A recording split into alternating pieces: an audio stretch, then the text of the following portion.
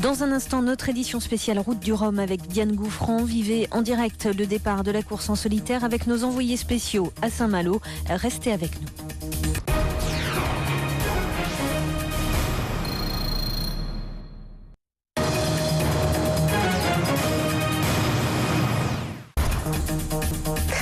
Et bonjour à tous, bienvenue sur BFM TV. Nous sommes ensemble pendant 2 heures, une édition spéciale consacrée au départ de la Route du Rhum, départ qui sera donné à 13h02 précise.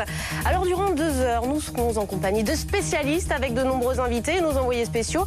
Vous allez revivre les grands moments qui ont fait l'histoire de la Route du Rhum et bien sûr, nous allons également nous intéresser à tous ces bateaux et aux 85 participants. Mais tout de suite dans le... Voilà, et comme promis, direction Saint-Malo pour démarrer cette spéciale Route du Rhum. Virginie Goubier, bonjour. On voit derrière vous, le temps est assez clair, même s'il y a du vent. Alors, vous êtes placé à un endroit stratégique, à la pointe du Grouin. Alors, il y a beaucoup de monde autour de vous. Quelle est l'ambiance ? Bah oui, vous l'avez dit, beaucoup de monde, de plus en plus de monde ici sur la pointe du Grouin. La foule est de plus en plus nombreuse. Les gens arrivent depuis ce matin. Mais il faut dire que nous sommes juste au-dessus de la ligne de départ. Cette ligne virtuelle que les 85 bateaux vont franchir tout à l'heure. Le spectacle promet donc d'être grandiose ici. Autant de monde, autant de spectateurs. C'est vraiment le signe de cet engouement que connaît la Route du Rhum depuis une dizaine de jours. Les organisateurs estiment environ 2 millions de personnes le nombre de gens qui sont allés voir les bateaux à Saint-Malo ou qui vont voir le départ aujourd'hui. Pour vous donner un exemple, hier nous avons passé les écluses, c'est ce qui permet de sortir du port de Saint-Malo à bord d'un bateau, le trimaran Côte d'Or 2, et la foule était impressionnante. Regardez, c'était avec Florian Brunet. Les conditions ne sont pas favorables pour battre un record des conditions météo un petit peu particulières. Et puis les autres sont au retour des géants, une catégorie ultime, des bateaux immenses qui vont défier l'océan. Alors ils sont plus grands, ils vont plus vite, mais ils ont aussi plus de chances de connaître des avaries, de connaître la casse. Alors ces bateaux, on va parler juste un petit mot du bateau de Michel Desjoyaux. Lui, c'est pas un catégorie ultime. Il a eu que 6 mois pour le préparer. C'est un peu court quand même, non ? C'est un tout petit peu court. C'est le dernier monocoque qui a été mis à l'eau. Mais ce qu'il faut préciser, c'est que bon, la Route du Rhum, c'est mythique, donc ils veulent y participer. Peut-être que... Ah, apparemment, on est en direct sur le départ. Voilà, on a l'image du départ. Voilà, donc là, évidemment, ça ressemble pas... Ils sont partis... Alors, ils sont partis. Alors, ouais. Bertrand, est-ce qu'un départ, c'est vraiment... Regardez, la ligne virtuelle est juste là. Donc là, il commence vraiment à appuyer sur l'accélérateur, si je peux me permettre cette obsession. Voilà, et donc c'est vrai que c'est un petit peu le bazar, parce qu'il y a quand même 85 bateaux sur l'eau, il faut le rappeler. Donc il faut mettre de l'ordre dans tout ça. Rodolphe Massé, tout à l'heure, nous a rappelé les règles de priorité, etc. Mais là, par exemple, vous avez au milieu de la ligne virtuelle, vous avez un bâtiment militaire de l'armée française qui s'appelle le Pluvier, qui est là. Et à sa gauche, donc côté côte, vous avez tous les multicoques, et à sa droite, vers le large, vous avez les monocoques. Histoire déjà de mettre un petit peu parce que finalement, cette année, les vedettes, c'est qui ? Ce sont les multicoques. Donc, on les met le plus proche possible des côtes, pour qu'ils soient beaucoup plus visibles par le public. Notamment, là, ils ne vont pas partir directement vers la Guadeloupe. Il faut préciser aussi qu'ils vont notamment mettre le cap sur le Cap Fréhel, qui est pas loin de Saint-Malo. Ils doivent passer près de la bouée du Cap Fréhel. Là, il y a énormément de monde. Il y a certainement des centaines, des milliers en tout cas de personnes.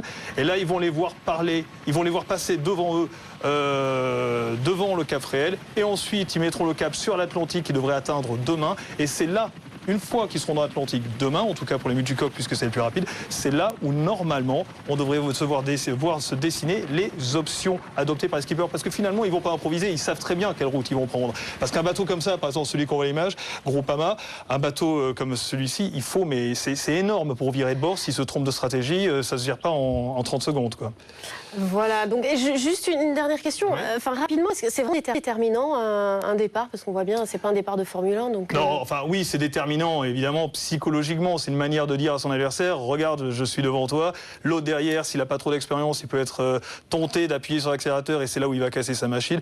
Mais finalement, après, ils ont quand même tout de l'Atlantique et puis les options météo, etc. pour attraper éventuellement le premier. D'ailleurs, dans l'histoire de la route du Rhum, je ne suis pas sûr que le premier qui ait franchi la ligne de départ soit le premier arrivé. Il faut vérifier. On regarde ça dans nos petites archives. Allez, on retrouve à Saint-Malo Pierre-Yves, un des dangers du départ. On va vous remontrer cette image qui date de l'édition 2002. Ça n'avait pas eu lieu, évidemment, juste au moment du départ, mais relativement dans les heures qui suivirent le départ de la route du Rhum, qui cette année-là, en 2002, fut marquée par l'abandon de 15 multicoques de 60 pieds sur un plateau de 18. C'était vraiment énorme. Alors, il y avait eu beaucoup de chavirages et de casses, bien sûr à cause de conditions météorologiques particulièrement difficiles. Dès le début de la course, a priori, les conditions météo sont un peu plus favorables. Alors, avant de retrouver Pierre-Yves Leroux, eh bien, nous allons à la pointe du Groin où se trouve toujours Virginie Goubier. Alors, Virginie, à 13h02, les bateaux sont partis. Vous les voyez toujours d'où vous vous trouvez. Alors, comment réagissent les spectateurs à ce moment-là ?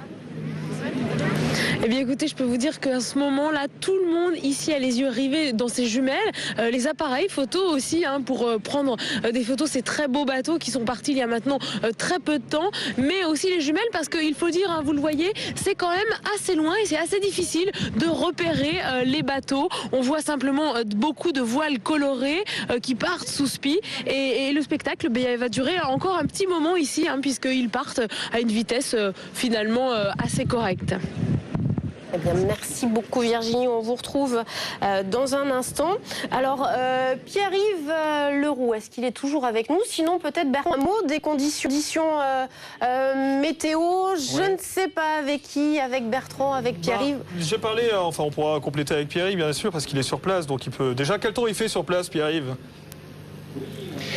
C'est tout à fait correct, il n'y a pas de pluie, le vent n'est pas trop fort, donc la mer n'est pas trop formée. C'est vrai que c'est un départ assez calme par rapport à ce qui avait été envisagé à un moment. C'est vrai que hier j'avais discuté avec un des routeurs météorologues que l'on va voir plus tard au téléphone, Richard Silvani, qui me disait qu'en fait c'est un départ par rapport, vous parliez de 2002 où là c'était dantesque, là c'est un départ plutôt tranquille, 5 à 10 nœuds de vent, entre 10 et 15 km/h. Ça va favoriser plutôt, quelle météo favorise quel type de bateau? Alors en général ce que l'on dit c'est que les météos un petit peu difficiles quand il y a beaucoup de vent, ça favorise les bateaux gros type Groupama. Quand la météo est plus calme, ça favorise plutôt les bateaux légers, type là on parle des multi-ultimes, type Gitan, qui avait gagné il y a 4 ans, mais qui était plus petit. Donc voilà, c'est en général gros puissant pour la grosse mer et beaucoup de vent, pour résumer, et bateaux légers et agiles donc dans le petit temps, voilà. Mais apparemment donc là, cette nuit, c'est plutôt les petits bateaux là, les ultimes. Voilà.